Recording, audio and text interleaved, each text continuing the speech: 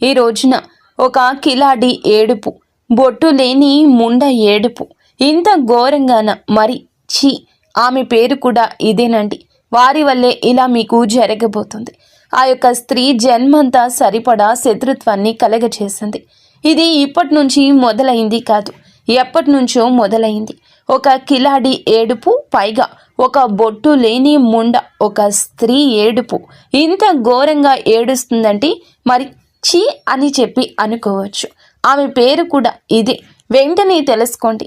ఏ ఆడ వ్యక్తికైనా కానీ ఒక స్త్రీకి గౌరవం ఇస్తారు.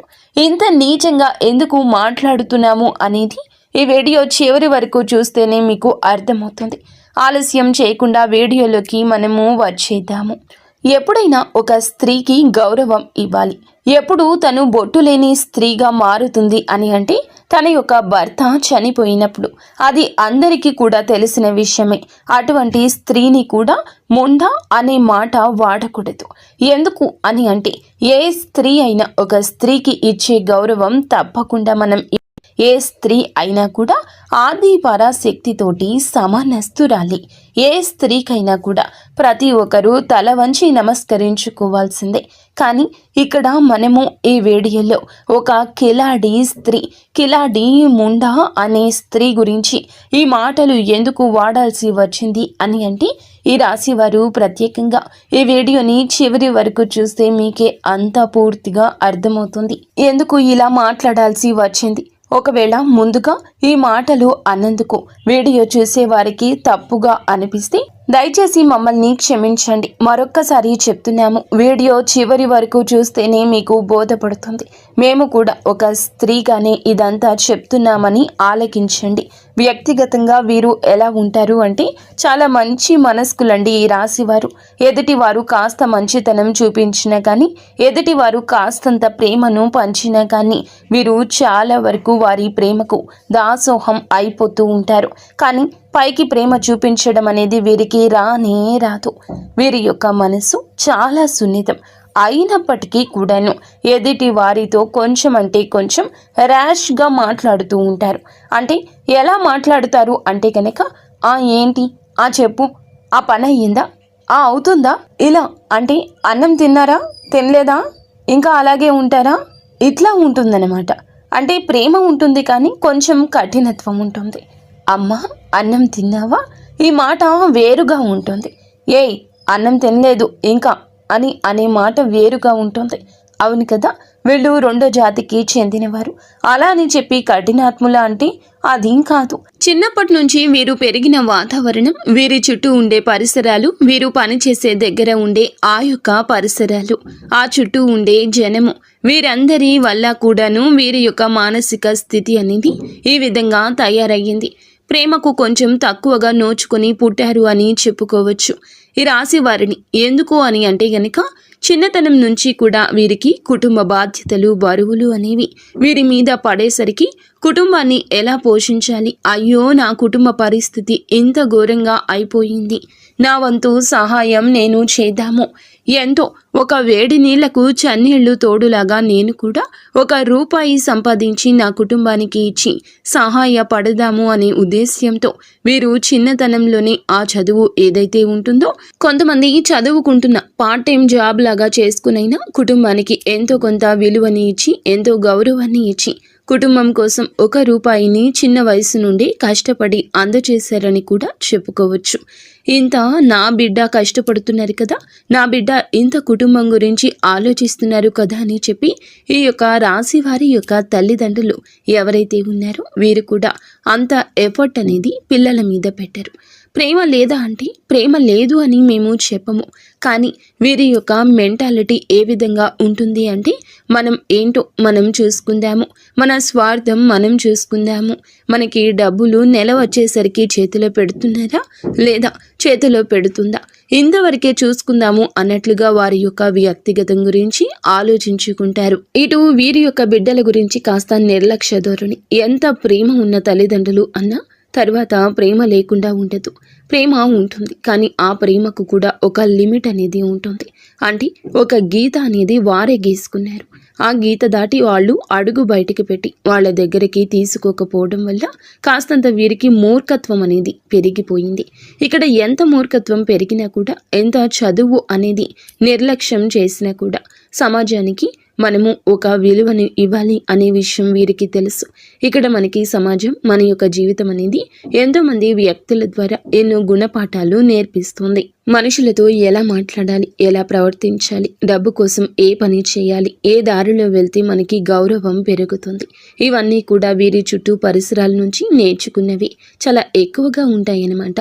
కాబట్టి ఈ రాశి వారు ఇన్ని కష్టాలు పడి ఇంతగా ఆ యొక్క పరిస్థితులన్నీ ఎదుర్కొని తట్టుకొని చిన్న వయసు నుండే కుటుంబ బరువు అనేది భుజాల మీద వేసుకొని వీళ్ళకంటూ ఏ కష్టాలు వచ్చినా అన్నింటినీ తట్టుకొని జీవితంలో వయస్సులో అనుభవించాల్సిన సుఖాలను వీరు అనుభవించలేకపోయారు.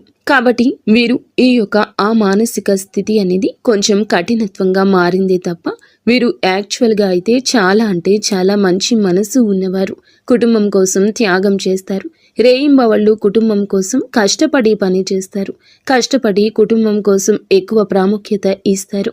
వారికంటూ సమాజంలో ఒక గుర్తింపు తేవాలి, నలుగురిలో వారికంటూ ఒక విలువ తీసుకొచ్చి పెట్టాలి, వారికంటూ ఒక స్థానాన్ని మనమే ఏర్పరచాలి అనే ఉద్దేశ్యంతో, అంటే వారు కష్టపడి ఒక కొవ్వొత్తిలాగా వెలుగునిస్తూ వీరు కరిగిపోతారు అని కూడా చెప్పొచ్చు.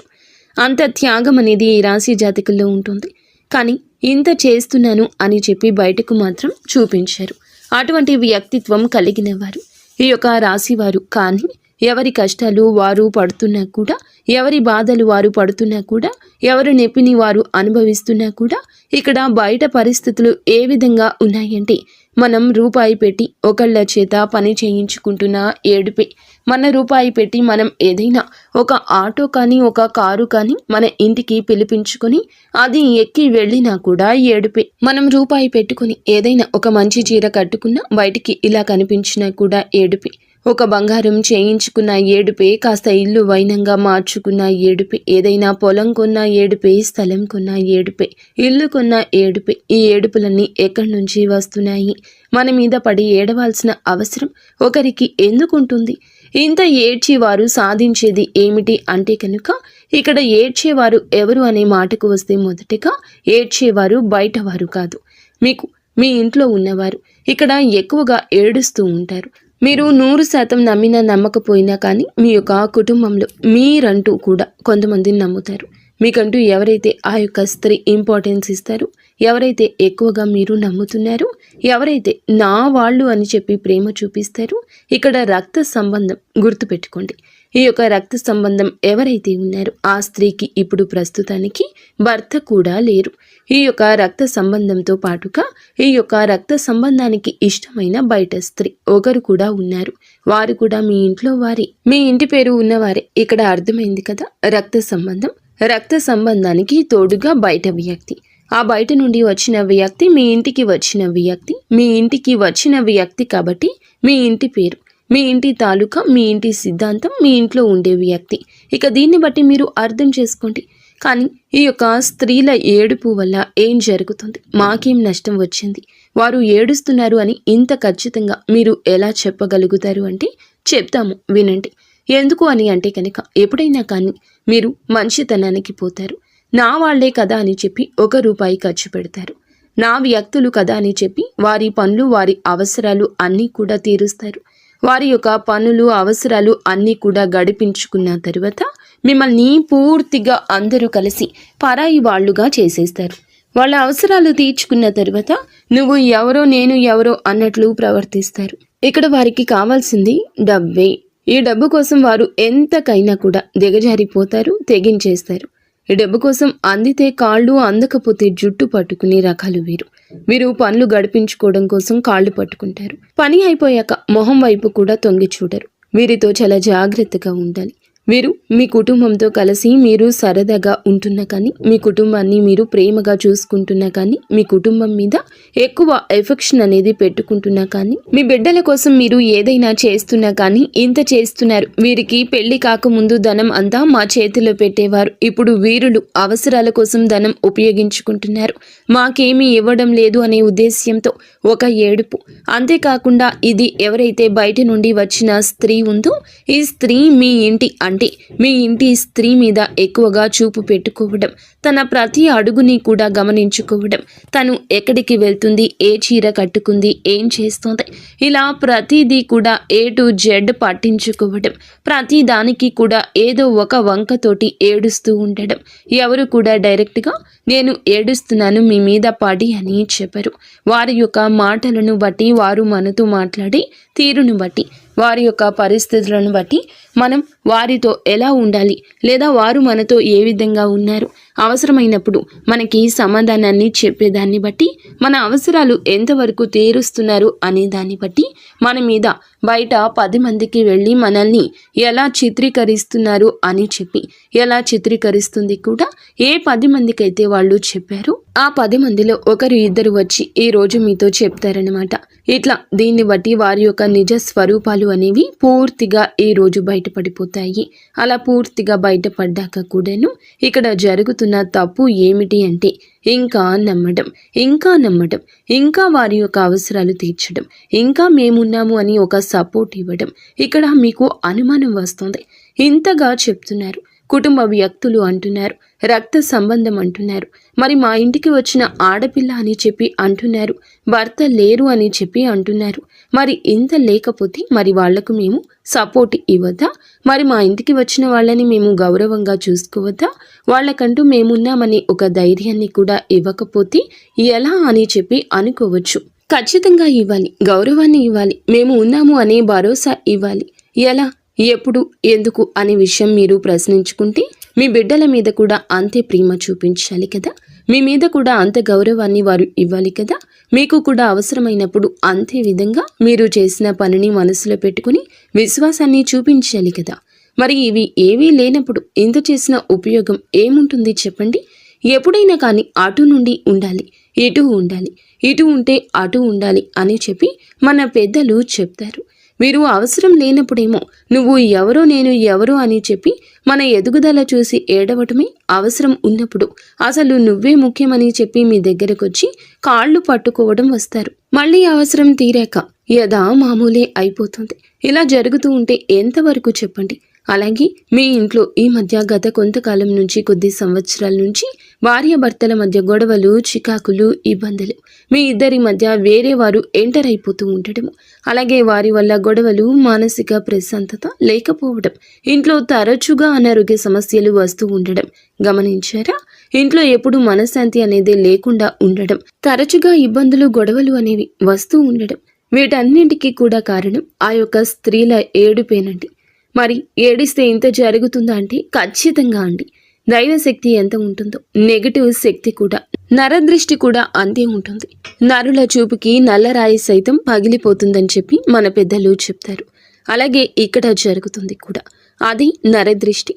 మరి ఈ నరదృష్టి నుండి ఎలా తప్పించుకోవాలి అని మీరు మమ్మల్ని ప్రశ్నిస్తే, నిజంగా మేము ఎంతో మందిని చూసి వారి యొక్క జీవితంలో ఇవి చేయడం వల్ల వారికి ఉన్న ప్రతి నెగిటివ్ ఎనర్జీని దూరం చేసుకున్నారు. అది కను దృష్టి అయినా కానివ్వండి, లేకపోతే కనుక ఇంట్లో వారు పదే పదే వారి యొక్క స్వార్థపు బుద్ధితోటి వీరిని వాడుకోవడం వల్ల వచ్చిన ఆ యొక్క ఘోష ఏదైతే ఉంటుందో, వీరు బాగుపడిపోతున్నారేమో అని చెప్పి ఒక తపన ఏదైతే ఉంటుందో, ఆ తపన వల్ల వచ్చే నెగిటివ్ శక్తి అయినా కానివ్వండి, లేకపోతే చేసే పనుల్లో ఆటంకం ఏర్పడడం కానివ్వండి, ఇలా ఏ విధంగా అయినా కానివ్వండి, ఎప్పుడైనా కానివ్వండి, నెగిటివ్ ఎనర్జీని పూర్తిగా ఈ విధంగా దూరం చేసుకుని వారి జీవితంలోకి అదృష్టాన్ని ఆహ్వానించుకునేవారు చాలా మంది ఉన్నారు. ఏం చేయాలి అసలు? ఈ రాశి వారి విషయానికి వస్తే గనక, ఈ రాశి వారు గుర్తుంచుకోండి, ఇప్పటి నుంచి మనకి కొత్త సంవత్సరం స్టార్ట్ అయిపోయింది. ఆంగ్ల సంవత్సరాది అయినప్పటికీ కూడా మన యొక్క క్యాలెండర్ మారుతుంది. ఈ రోజు నుంచి మీకు ఈ యొక్క డేట్ నుంచి కూడా ఇలా చేయండి. ఏదైనా కానీ చేయాలి, మారాలి అని చెప్పి ప్రతి ఒక్కరూ కూడా సంకల్పం పెట్టుకోవాలి. ముఖ్యంగా ఇప్పటి నుంచి మీరు చేయాల్సింది ఏమిటంటే, మీ యొక్క ఫ్యామిలీ మెంబర్స్ ఎవరైతే మీ మనసుకి తెలుస్తుంది, వీరు నా మంచి కోరేవారు, మీరు చెప్తే నా అనుకునే చెప్తారు, ఇటువంటి వాళ్ళు ఎవరైతే ఉన్నారో వారి మాటలు మాత్రమే వినండి. గతంలో వారి వల్ల మీకు ఎటువంటి ఉపయోగం కానీ, లాభం కానీ లేకపోతే గనక వారి మాటలు నమ్మొద్దు. అటువంటి వారి మాటలు తీసి పక్కన పెట్టేయండి. వారి మాటలు ఎప్పుడు వినొద్దు. మీ జేబులో రూపాయి తీసి వాడేటప్పుడు ఎవరి కోసం వాడుతున్నాను, దేనికోసం వాడుతున్నాను అని చెప్పి ఆలోచించుకోండి. ఎంత ప్రాణ స్నేహితులైనా కానీ ఎంతవరకు ఉంచాలో అంతవరకే ఉంచండి. ఎక్కడ పెట్టాలో అక్కడ పెట్టండి. వారితో అతిగా ఏమీ కూడా కుటుంబ విషయాలు పంచుకోవద్దు. ముఖ్యంగా ఎవరి కోసం ఒక్క రూపాయి ఖర్చు చేయొద్దు. మీరు పడే కష్టం ఏదైతే ఉందో మీలో బిజినెస్ పార్ట్నర్స్ ఉంటారు. మీకు తోడుగా ఎవరైనా కానీ అంటే మీ తోటి ఉద్యోగస్తులు కూడా ఉంటారు. ఇలా ఏదైనా కానీ వారితో కూడా ఎంతవరకు ఉండాలో అంతవరకే ఉండి లిమిట్స్ మెయింటైన్ చేయండి. ఒక్క రూపాయి కూడా జారనివ్వద్దు. ముఖ్యంగా గుర్తుంచుకోండి, ఈ రాశి వారు ఈ రోజు నుంచి ప్రతి సోమవారం కాకపోయినా నెలలో ఏదైనా సోమవారం శివాలయానికి వెళ్ళండి. శివునికి మీ చేతో అభిషేకం చేసే ప్రయత్నం చేయండి. దీనివల్ల మీకు ఉన్న ఎటువంటి నెగిటివ్ శక్తి అయినా వెళ్ళిపోతుంది. ప్రతి శనివారం రోజు వెంకటేశ్వర స్వామి గుడికి వెళ్ళండి. ఆ స్వామి వారికి గుడిలో తులసి మాల సమర్పించండి. దీనివల్ల మీకు చాలా రకాలుగా అదృష్టం కలిసి వస్తుంది. ఇక భార్యాభర్తల మధ్య ఎవరికైతే తరచుగా గొడవలు జరుగుతున్నాయో వారు ముఖ్యంగా తెలుసుకోవాల్సింది ఏమిటంటే గనక మీరు అవునన్నా కాదన్నా ఇలాగే జరుగుతుంది. నరదృష్టి కోపంలోకి లాగేస్తుంది. మీరు ఏదైనా శివాలయానికి వెళ్ళడాన్ని మాత్రం నిత్యము కాకపోయినా అప్పుడెప్పుడైనా అలవాటు చేసుకోండి. నాగేంద్ర స్వామి గుడిలో కానీ లేదంటే సుబ్రహ్మణ్యేశ్వర స్వామి గుడిలో కానీ 2 నాగుపాముల పడగలు అంటే 2 నాగుపాములు పెనవేసుకుని ఉంటాయి కదా, ఆ రాతి విగ్రహానికి ఒక గ్లాసుడు పాలు పోసి పసుపు కుంకుమ వేసి చక్కగా జిల్లెడు ఆకు మీద బెల్లపు ముక్కను పెట్టి నువ్వుల నూనెతోటి దీపారాధన చేయండి. దీనివల్ల మీకు భార్యాభర్తల మధ్య గొడవలు అనేవి శుభ్రంగా పోతాయి. ఎటువంటి ఇబ్బందులు ఎటువంటి సమస్యలు రాకుండా ఉంటాయి. అలాగే ఇంట్లో కోపాన్ని ఆవేశాన్ని కంట్రోల్లో ఉంచుకోండి. ఎప్పుడు కూడా ఏ సిచ్యువేషన్లో అయినా కూడా కోపాన్ని ఆవేశాన్ని కంట్రోల్లో ఉంచుకోవాలి అనే ఒక కొత్త నియమాన్ని ఇక నుంచి అయినా పాటించండి. ఎందుకంటే మీ యొక్క మంచి మనసు ఉన్న వాళ్ళకి కోపం కూడా ఎక్కువే. అలా కోపం వల్ల మీకు తెలియకుండానే మీకు చాలా నష్టం జరుగుతుంది. కాబట్టి ఆ కోపాన్ని ఆవేశాన్ని కంట్రోల్లో ఉంచుకోండి. ఒక మాట నోట్లో నుండి బయటకు వచ్చేటప్పుడు ఈ మాట నేను అనడం వల్ల ఎదుటి వారు వింటారా లేదా ఇది ఎంతవరకు నమ్మొచ్చు ఎంతవరకు వినొచ్చు అని చెప్పి ఇలా ఆలోచించుకొని దానికి తగ్గట్లుగా మీరు మాట్లాడండి. అలవి కాని చోట అధికులం అనరాదు. మన పెత్తనం జరగని చోట మనం పెత్తనం చెలాయించడం వల్ల మనకే అవమానం ఎదురవుతుంది. కాబట్టి ఇవన్నీ కూడాను మీరు ముందే తెలుసుకోండి. దాన్ని బట్టి అడుగు ముందుకు వేసే ప్రయత్నం చేయండి. ఇవన్నీ మనసులో పెట్టుకొని ఎవరైతే ఆ స్త్రీలు ఉన్నారో వారితో ఎంతవరకు ఉండాలో అంతవరకే ఉండి వారికి ఎక్కువగా ధనాన్ని ఖర్చు చేయొద్దు. అసలు ఎక్కువ కాదు, అస్సలు ఖర్చు చేయకుండా ఉండండి. మీ లిమిట్స్లో మీరు ఉండండి. మీ ఫ్యామిలీని మీరు హ్యాపీగా చూసుకోండి. మీ ఫ్యామిలీని మీరు హ్యాపీగా చూసుకొని మేము చెప్పిన పనులన్నీ చేసుకుంటూ ప్రతి అమావాస్యకు ఎర్రనీళ్లు తిప్పి వేసుకుంటూ ఉంటూ బయటికి వెళ్ళినప్పుడల్లా అరికాళ్లలో కాటుక చుక్క పెట్టుకుని వెళ్ళడం, జోబులో నిమ్మకాయ పెట్టుకుని వెళ్ళడం, ఇటువంటివి అన్నీ కూడా చేస్తూ ఉండడం వల్ల మీరు చాలా వరకు కూడా ఒడ్డున పడతారు. చాలా సమస్యల నుండి దూరం అయ్యి మీ జీవితాల్లోకి అదృష్టం అడుగు పెడుతుంది. అర్థమైంది కదండి. ఈ రాశి వారికి ఈ వీడియో నచ్చిందని అనుకుంటున్నాము. నచ్చింది అనిపిస్తే వీడియోకి లైక్ చేయండి. కింద కామెంట్ సెక్షన్లో ఓం నమ శివాయ అని కామెంట్ చేయండి.